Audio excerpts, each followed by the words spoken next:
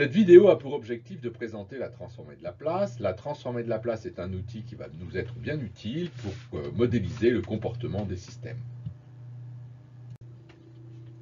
Alors, la définition de la transformée de Laplace. On va considérer une fonction f de t continue. Et la transformée de Laplace de cette fonction f de t, eh bien, ça va être une fonction que l'on va noter f de p, définie par l'intégrale de moins l'infini à plus l'infini de f de t exponentielle moins pt dt. Alors, ça fait apparaître une variable p qui a la dimension d'une fréquence, puisque cette variable intervient dans l'exponentielle et qu'elle doit être l'inverse du temps. Donc, c'est une dimension physique d'une fréquence, mais c'est un nombre complexe, p, donc c'est une fréquence complexe, dont un cas particulier sera le cas où p sera égal à j oméga, et là on tombera dans le cas de la transformée de Fourier. C'est une définition de la transformée de Laplace. Mais en ce qui nous concerne, nous, en automatique, ce qui nous intéresse, ce sont une classe particulière de ces fonctions que l'on pourrait déterminer comme l'ensemble des signaux qui sont causaux, c'est-à-dire qui dépendent d'une cause. Alors, un signal causal, qu'est-ce que c'est? Eh bien, un signal causal, c'est un signal qui a un début, et donc qui, pour tout t inférieur à t0, est nul. En général, on considère que t est l'origine des temps, et donc que t est égal à 0 secondes. Donc, on va définir ces signaux causaux en introduisant un signal un peu particulier qu'on appelle la distribution de Heaviside, qu'en automatique on désignera plutôt par le signal échelon que l'on note U de t. Et à ce moment-là, eh bien, la transformée de Laplace sera donc l'intégrale de 0 à plus l'infini de s de t exponentielle moins dt, sachant donc que le signal s de t est nul pour tout t négatif. C'est cette définition que nous retiendrons dans la suite de cet exposé, dans la suite du cours d'automatique, pour la transformée de Laplace. Alors, les propriétés fondamentales de la transformée de Fourier se déduisent directement de la définition de la transformée de Fourier, bien évidemment. Une de ces propriétés importantes est la linéarité. Alors, la linéarité vient du fait que la transformée de Fourier est un opérateur linéaire, l'opérateur intégral est un opérateur linéaire, et donc elle se définit comme étant la transformée de Fourier de la somme de deux fonctions, et bien, est la somme des transformées de Fourier. Ça va nous être utile dans le calcul différentiel. Autre propriété importante, c'est que la transformée de Fourier de la dérivée d'une fonction, eh bien, c'est p fois la transformée de Fourier de cette fonction. Là aussi, c'est une propriété qui va être fondamentale et qui va nous permettre de remplacer des équations différentielles eh bien, par des polynômes en P, et ça va nous permettre eh bien, d'introduire des notions fondamentales sur le comportement des systèmes dont nous parlerons dans un chapitre suivant. Alors, de manière évidente, eh bien, la transformée de Fourier de l'intégrale de la primitive d'une fonction, eh bien, ça correspond à la division par P de cette fonction. C'est un peu le corollaire de la propriété précédente. Autre propriété importante, quand on introduit un retard temporel, eh bien, on va retrouver la transformée de Fourier de ce retard affectée eh bien, d'une exponentielle moins p fois ce retard. Ça aussi, ça va nous être très utile dans la résolution eh bien, d'équations différentielles. Autre propriété, la translation, c'est-à-dire que la translation dans le domaine fréquentiel va correspondre à, dans le domaine temporel, eh bien, par la multiplication par les quantités exponentielles moins at. Là aussi, c'est une propriété qui va être très importante pour le calcul de la transformée inverse, on en reparlera plus tard.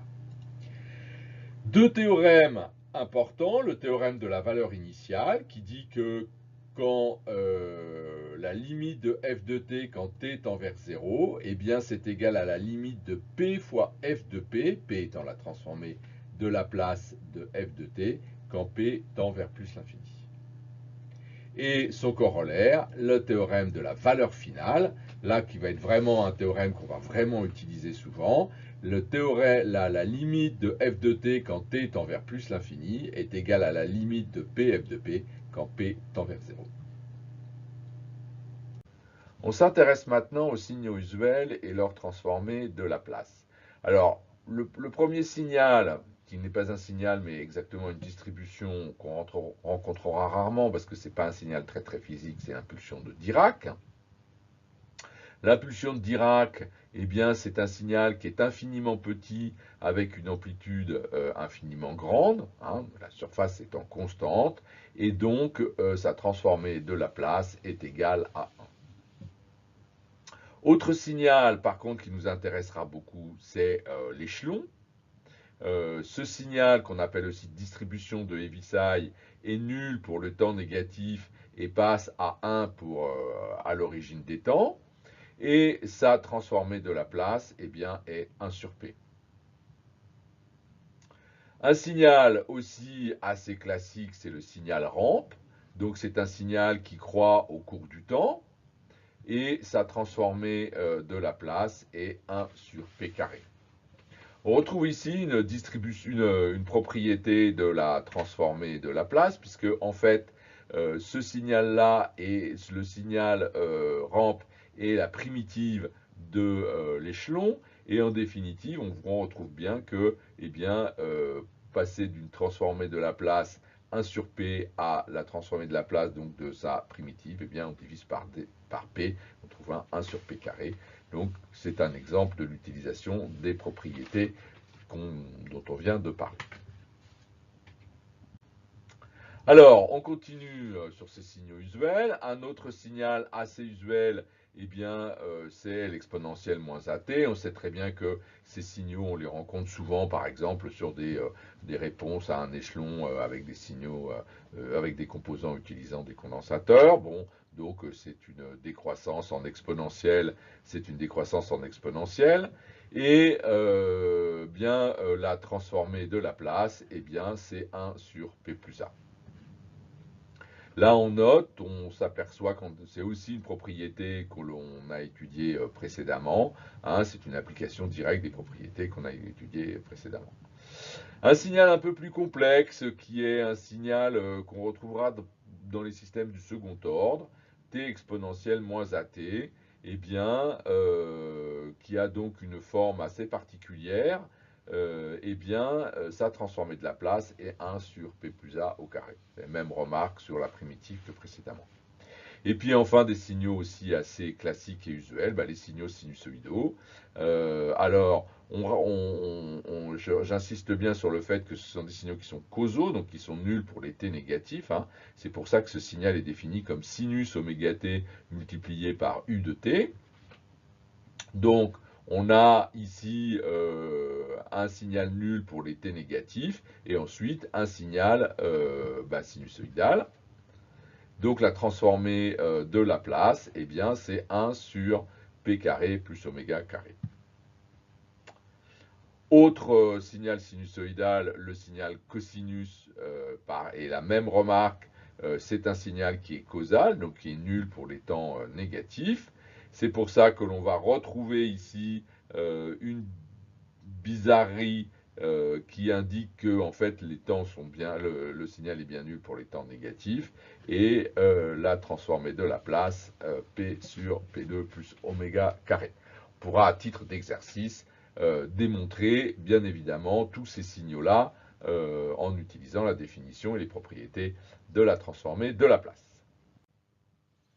Alors, donc, qu'est-ce qu'il faut retenir fondamentalement de ce chapitre sur la transformée de Laplace? Eh bien, la première chose à retenir, c'est que la transformée de Laplace associe à un signal fonction du temps une fonction d'une fréquence complexe P. Le deuxième point, c'est que cette transformée de Laplace est linéaire, et ça c'est un point important, puisqu'on l'utilisera dans le calcul opérationnel à plusieurs reprises. Si S de P est la transformée de Laplace de S de t, alors la transformée de Laplace de S' de t, donc la dérivée de S de t, c'est P, S de P. Ça aussi, c'est une propriété absolument fondamentale qu'on retrouvera dans la modélisation des systèmes. Et puis enfin, si S de P est la transformée de Laplace de S de T, alors la limite quand T tend vers l'infini de S de T, c'est égal à la limite quand P tend vers 0, on retrouve la notion de fréquence complexe ici, de P fois S de P. Et ça, c'est ce théorème de la valeur finale qui nous intéressera aussi beaucoup dans notre modélisation des systèmes. Alors bien évidemment, ça c'est les points importants, fondamentaux, mais il faudra que maîtriser l'ensemble des propriétés de la transformée de Laplace et puis l'ensemble des signaux, des transformées de Laplace, des signaux usuels qu'on pourra par exemple utiliser sous forme d'aide-mémoire. Maintenant, il est temps de voir comment on va utiliser cette transformée de Laplace dans la modélisation des systèmes linéaires.